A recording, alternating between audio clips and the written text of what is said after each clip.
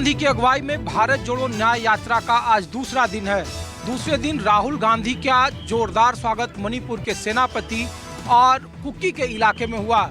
इस मौके पर राहुल गांधी ने एक बार फिर मणिपुर के लोगों को ये वादा किया है कि वो बहुत जल्द मणिपुर वापस लौटेंगे और यहाँ अमन और शांति के लिए जितनी कोशिश कांग्रेस कर सकती है वो करेंगे। दोपहर के ब्रेक के बाद कांग्रेस के महासचिव जयराम रमेश ने इस यात्रा का ब्यौरा पेश किया और कहा कि राहुल गांधी ने यात्रा की शुरुआत से लेकर अब तक बस और पैदल कई सारे लोगों से बातचीत की है। जयराम रमेश ने केंद्र सरकार पर आरोप लगाया कि लोग संवेदनशील सरकार चाहते हैं। मणिपुर की मौजूदा सरकार ऐसी सरकार है जिसके 2 मंत्री राज्य में नहीं हैं, वो ऑनलाइन काम कर रहे हैं। यहाँ के सीएम और केंद्रीय मंत्री और बीजेपी के सांसद पीएम से अभी तक इस मौके पर नहीं मिल पाए हैं। कैमरामैन मिंटू सिंह के साथ ऋषिकेश कुमार, न्यूज़ 24 मणिपुर। इंडिया गठबंधन की उम्मीदों पर पानी फेरते हुए बहुजन समाज पार्टी की मुखिया मायावती ने ऐलान कर दिया कि वो किसी भी गठबंधन का हिस्सा नहीं बनेगी। अपने 68वें जन्मदिन के मौके पर मीडिया से बात करते हुए मायावती ने अपनी पार्टी का रुख पूरी तरीके से साफ कर दिया। उन्होंने कांग्रेस और समाजवादी पार्टी के साथ भारतीय जनता पार्टी को भी पूंजीवादी पार्टी बताते हुए साफ किया कि बहुजन समाज पार्टी लोकसभा चुनाव में किसी भी गठबंधन का हिस्सा नहीं बनेगी। बहुजन समाज पार्टी पूरे देश में अकेले अपने दम पर चुनाव लड़ने की तैयारी में जुटी हुई है। मायावती ने आज अपने कार्यकर्ताओं से भी अपील की कि वो गठबंधन को लेकर किसी भी भ्रम में न रहे, क्योंकि ये भ्रम विरोधी पार्टियां जानबूझकर फैला रही हैं। मायावती ने आज ये भी जानकारी दी कि उन्हें भी अयोध्या में प्राण प्रतिष्ठा का निमंत्रण मिला है, लेकिन इस पर अभी पार्टी ने कोई फैसला नहीं लिया है।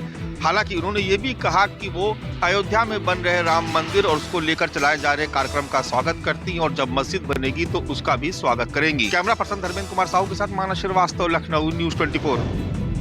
बीजेपी के राष्ट्रीय अध्यक्ष जेपी नड्डा ने दिल्ली से लोकसभा चुनाव प्रचार अभियान की शुरुआत कर दी है। सबसे पहले वॉल पेंटिंग से इसकी शुरुआत की गई है और नारा दिया गया है एक बार फिर से मोदी सरकार। आप सामने तस्वीरों में देख सकते हैं जेपी नड्डा वॉल पेंटिंग कर रहे हैं। भाजपा का जो चुनाव चिन्ह है कमल, उसको सजाने का प्रयास कर रहे हैं और जाहिर तौर पे लोकसभा के कार्यक्रमों की ये शुरुआत है और सुनील बंसल को इस पूरे कार्यक्रम का इंचार्ज बनाया गया है। पूरे देश भर में ये कार्यक्रम चलेगा। 16 जनवरी को सभी प्रदेशों के पदाधिकारी, लोकसभा सांसद और केंद्रीय मंत्री अपनी अपनी लोकसभा में दीवार लेखन का काम करेंगे। इसके अलावा 17 जनवरी को देश भर में भाजपा के सभी विधायक अपने अपने इलाकों में दीवार लेखन का काम करेंगे। 18 जनवरी को सभी जिला, मंडल और बूथ स्तर के पदाधिकारी दीवार लेखन का काम करेंगे। स्लोगन एक बार फिर से मोदी सरकार।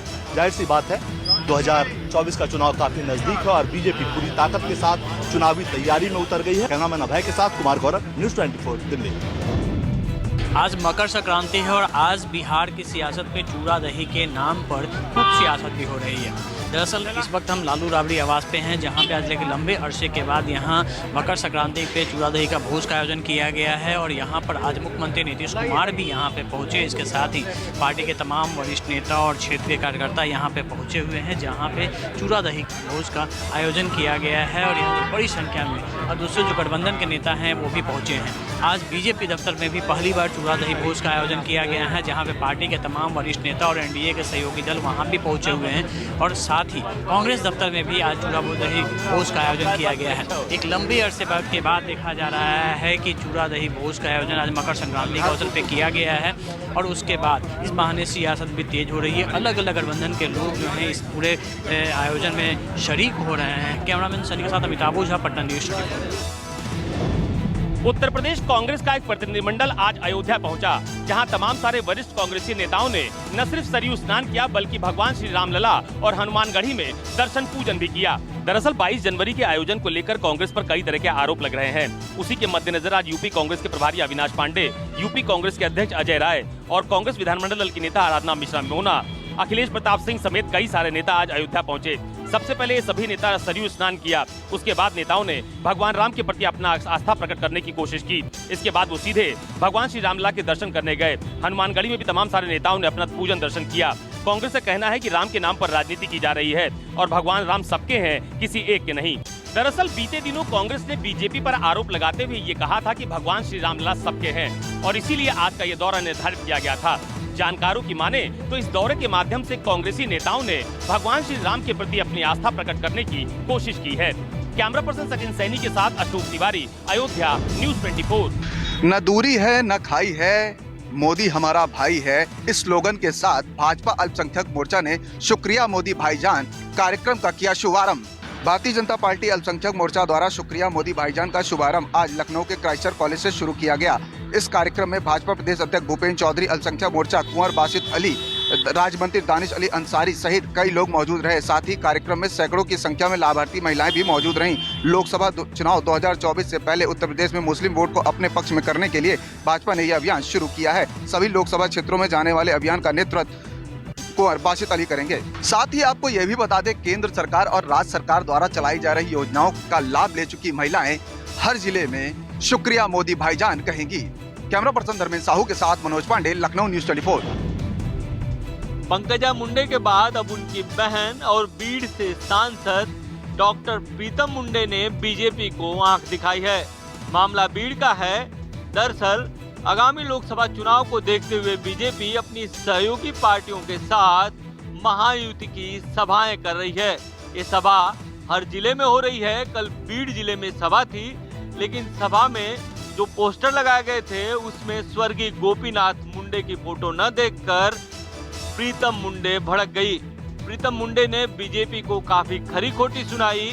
इसके बाद कार्यकर्ता नाराज हो गए। कार्यकर्ताओं की नाराजगी को देखते हुए आनन फानन में जो बैनर पोस्टर है वो बदलने पड़े और जो स्वर्गीय गोपीनाथ मुंडे की फोटो नहीं लगी थी वो लगानी पड़ी। दरअसल प्रीतम मुंडे यही नहीं रुकी। प्रीतम मुंडे ने कहा कि यहाँ पर ऐसा देखा जा रहा है कि स्वर्गीय नेता की फोटो नहीं लगने पर कार्यकर्ता नाराज हुए हैं। मैं उन कार्यकर्ताओं को सलाम करती हूँ। कैमरा राजेंद्र के साथ इंद्रजीत सिंह, न्यूज 24, मुंबई।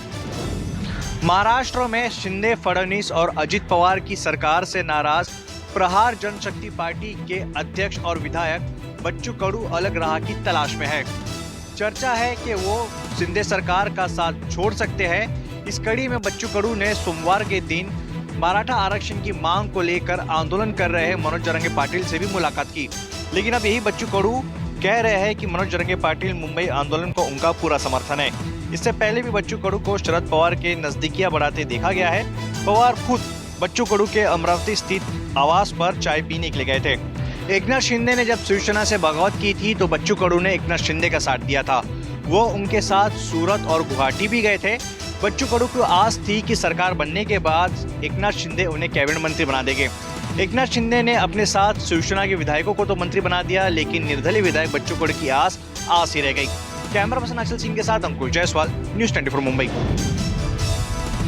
मराठा आरक्षण की मांग को लेकर आंदोलन करने वाले मनोज जरंगे पाटिल ने अपने आखिरी आंदोलन की घोषणा कर दी है।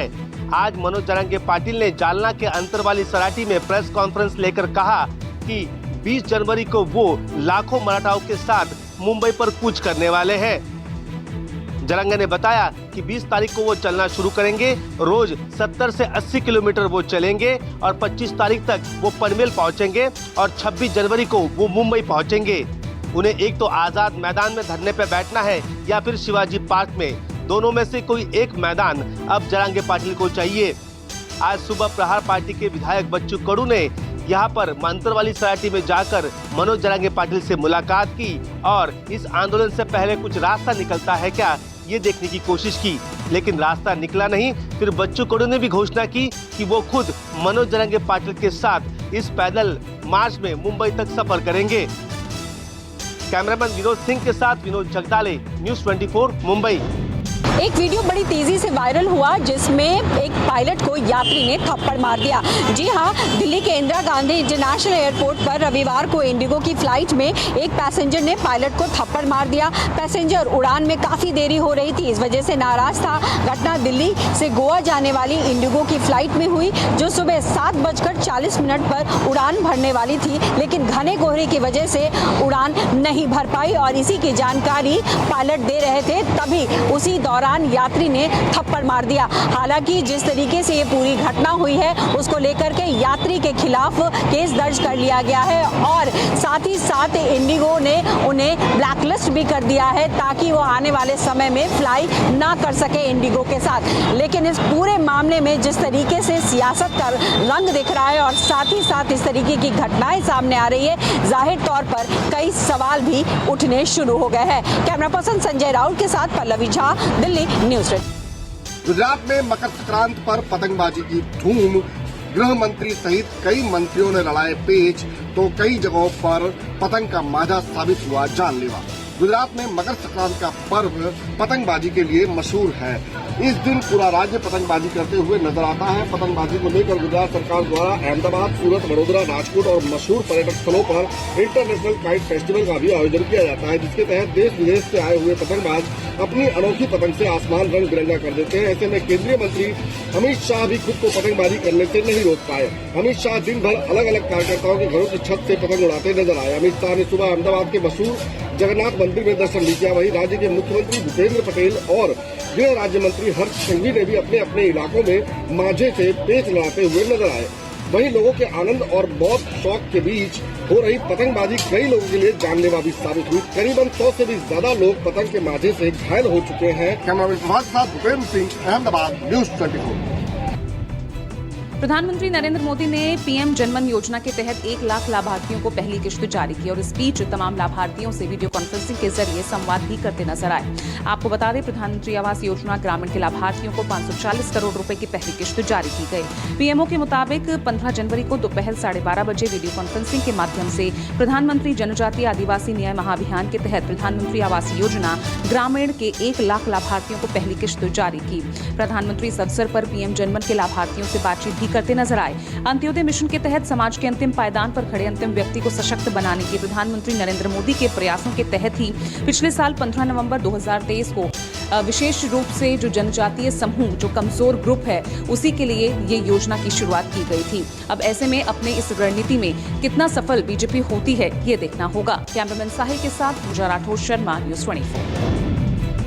चंडीगढ़ कॉरपोरेशन का मेयर का चुनाव होने जा रहा है, लेकिन इस चुनाव की गूंज राष्ट्रीय स्तर पर दिखाई देगी, क्योंकि जिस तरह से इंडिया गठबंधन बना है तो इंडिया गठबंधन के तले ही चाहे वो कांग्रेस है या आम आदमी पार्टी ने एक साथ हाथ मिला लिया है। और यही कारण है कि अब क्योंकि कॉरपोरेशन में एक बड़ा उठफेर होने की पूरी संभावना भी बनती चली जा रही है। और यदि सूत्रों की माने तो जिस तरह से हाथ मिलाया गया है तो उससे बेशक इस समय आम आदमी पार्टी के 13 काउंसलर है तो कांग्रेस के 7 काउंसलरों को मिलाकर 20 काउंसलर बन जाते हैं। बेशक भारतीय जनता पार्टी के 14 काउंसलर हैं और उसके साथ ही जो मेंबर पार्लियामेंट है उसकी वोट को मिलाकर 15 काउंसलर बन जाते हैं और एक श्रोमणी अकाली दल का है।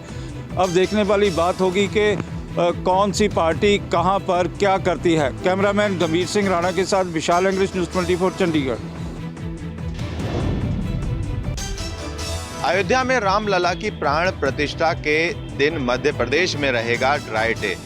मध्य प्रदेश में शराब की बिक्री पर 1 दिन के लिए रोक लगाई गई है और इसको लेकर आदेश जारी किए गए हैं। मध्य प्रदेश के मुख्यमंत्री डॉक्टर मोहन यादव ने भी कहा है कि ऐसे शुभ अवसर पर अब ये फैसला लिया गया है कि मध्य प्रदेश में शराब या फिर जो मादक पदार्थ हैं, भांग वगैरह, उनकी बिक्री नहीं की जाएगी। 1 दिन के लिए इसको लेकर ड्राई डे घोषित किया गया है। इस तरह की लगातार अब ये चर्चाएं हैं कि सरकार जल्द एक फैसला ले सकती है कि 22 जनवरी को मध्य प्रदेश में सरकारी जो छुट्टी है वो घोषित कर सकती है। इसको लेकर तैयारियां की जा रही हैं। तो दूसरी तरफ तमाम कलेक्टरों को ये निर्देश दिए गए हैं कि वो अपने अपने ज़िलों में मंदिर के स्वच्छता का ध्यान रखें, साज सज्जा का ध्यान रखें। उसको लेकर तैयारियां जोरों पर हैं।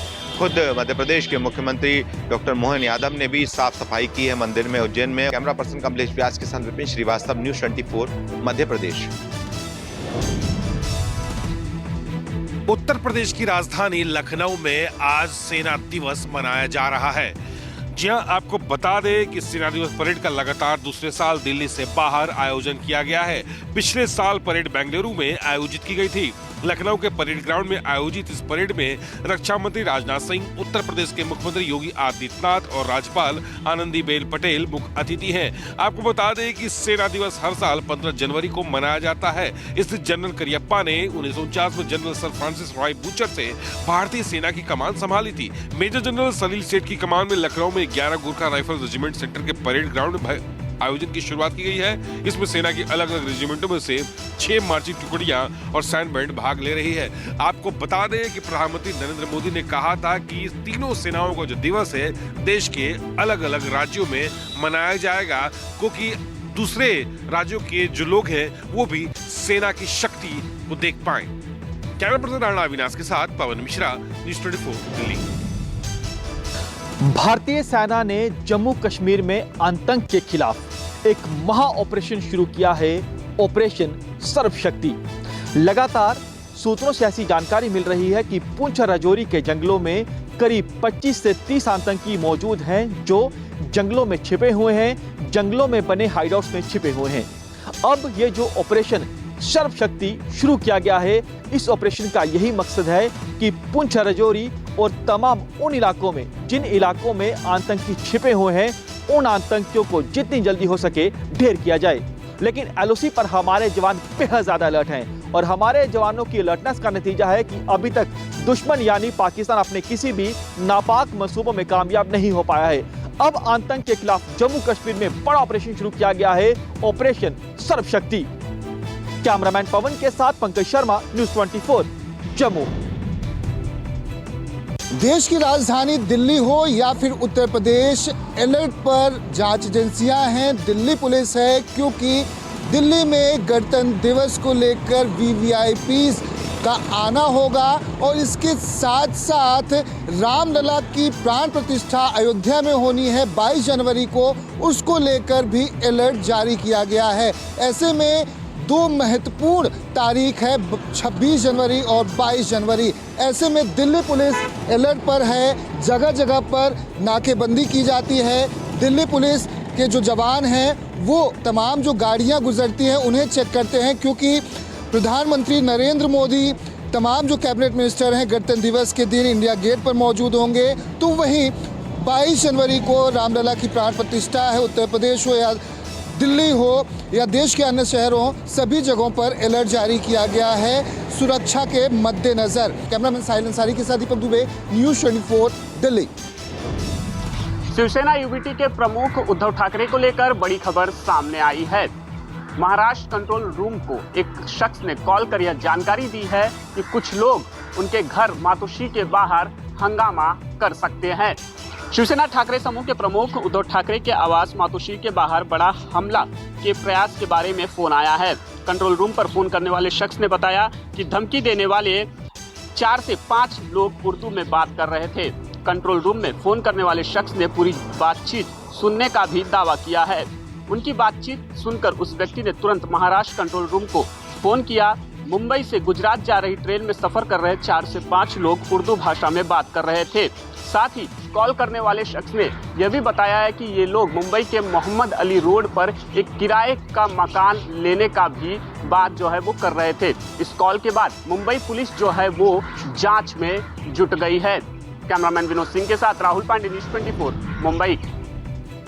कश्मीर घाटी में पानी का सबसे बड़ा सोर्स झेलम नदी, जो दक्षिणी कश्मीर से निकलकर फिर मध्य कश्मीर और उत्तरी कश्मीर तक पूरी कश्मीर घाटी में पहुंचती है। उस झेलम नदी में पानी का स्तर अपने सबसे नीचे लेवल पर पहुंच चुका है। यहाँ जो है झेलम नदी का पानी कल 0.75 पर रिकॉर्ड किया गया है, जो तस्वीरों में भी साफ दिखाई दे रहा है कि झेलम नदी में पानी इस कदर सूख चुका है कि जो नीचे सतह की जमीन है वो अब साफ साफ दिखाई दे रही है। पानी थोड़ा बहुत झेलम नदी में दिखाई दे रहा है और हालत ये हो गई है कि जो हाउस बोट्स झेलम नदी के पानी पर तैरते हुए दिखाई देते थे वो आज सूखे जमीन पर यहाँ दिखाई दे रहे हैं। कैमरामैन मुजीब रशीद के साथ आसिफ साहब, श्रीनगर, न्यूज़ 24।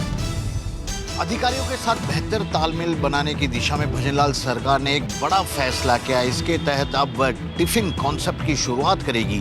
इसके तहत कहा जा रहा है कि महीने में कम से कम एक बार ग्राउंड जीरो पर जाकर उनके मंत्री अधिकारियों के साथ खाना खाएंगे और अहम मुद्दों पर चर्चा करेंगे। खास बात यह है कि पिछली सरकार के दौरान लगातार यह खबरें आ रही थी कि मंत्री और विधायकों का अधिकारियों के साथ बर्ताव सही नहीं है।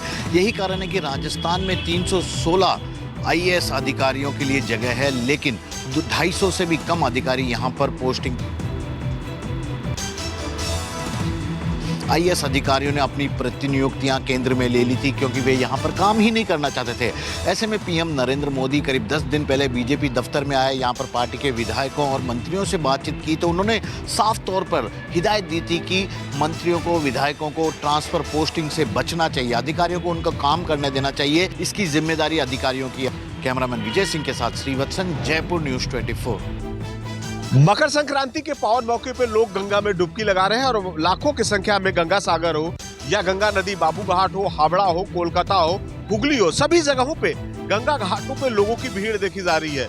भीड़ वाकई आज के दिन एक कहावत है कि जो लोग गंगा में स्नान करते हैं वाकई मोक्ष की प्राप्ति होती है। देखिए किस तरह से जो लाखों की संख्या में श्रद्धालु हैं गंगा नदी में स्नान कर रहे हैं, लोगों के यहाँ पूजा अर्चना कर रहे हैं, सूर्य भगवान को पूजा कर रहे हैं और दान पुण्य कर रहे हैं। तो वाकई आज के लिए लोग गंगे में डुबकी लगा रहे हैं। सुरक्षा के लिहाज से सभी घाटों पे चाक चौबंद व्यवस्था किया गया है।